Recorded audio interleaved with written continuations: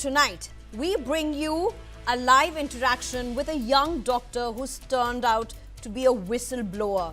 A whistleblower for what she saw was horrifying practices inside a hospital or linked to patients being pushed to the ICU. A young woman doctor has sparked a national debate on medical ethics after resigning from a reputed private hospital just hours after joining. The physician took to social media to reveal that she was allegedly instructed by the hospital management to prioritize revenue over patient care. According to her viral account, the administration demanded that every patient visiting the emergency room be admitted regardless of their condition, also to the ICU.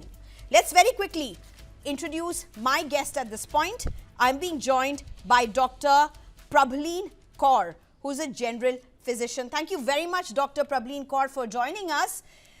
What is it that you found so worrying, so horrifying, that you just quit your job on day one? Thank you for having me here. It's good to be here. What was horrifying is that I didn't had the power to take decisions on my own. So I didn't had the power to decide if I want to keep the patient in ward or I want to keep the patient in ICU. I didn't had the power to decide if the patient is absolutely all right today and I want to send the patient off to home. It was the owner of the hospital who would decide that who will stay and who will go back. Why was that problematic? Because, I mean, let me ask you just some basic questions so just the reality of it comes out. Now, for example, if the hospital saw you as a junior doctor, not as somebody who was senior, and you possibly had other senior doctors over you, why couldn't they take the decision for you? How is it different from what you are saying or what you are thinking? So it was not about senior or junior. I was the only physician in the hospital, so I was the only one, and the other doctors were from other fields like ENT doctor, ophthalmologist, gynecologist, other fields. All right. So the owner of the hospital, who was not a physician, but because she was the owner, but not a senior, she would decide who will stay and who will go. So what was it that you also spoke? You spoke about the fact that patients who were coming in, they had to go to the ICU. They would be treated. They had to be admitted. They cannot be sent back from the emergency room. Yeah, this is what the owner would decide. Although I was the physician, patients were being admitted under my name. So, they would just put the stamp of my name and write admit to ICU. So that was horrifying, because if my stamp is being used, then, if some medical legal thing happens tomorrow, then the court will say that I admitted the patient to ICU because my stamp is there. But they were using my stamp and I was not putting those orders. So you are saying you would not even know that this patient was admitted? It was without your consent, but under your stamp, your signature, your name? I would know, but I would not be able to decide whether I want to admit or not, whether I want to keep the patient in ward or I want to keep the patient in ICU. That was not my decision. How do you look at this? Do you look at this as just a one-off case, or is this a growing concern since you are a doctor and are very closely associated with this fraternity?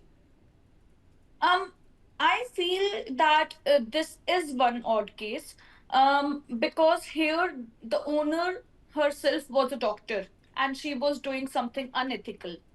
At other places, I do know and do understand that unethical practices go on, but there the owners are not doctors, they are businessmen who want to just generate business and are giving targets to their doctors.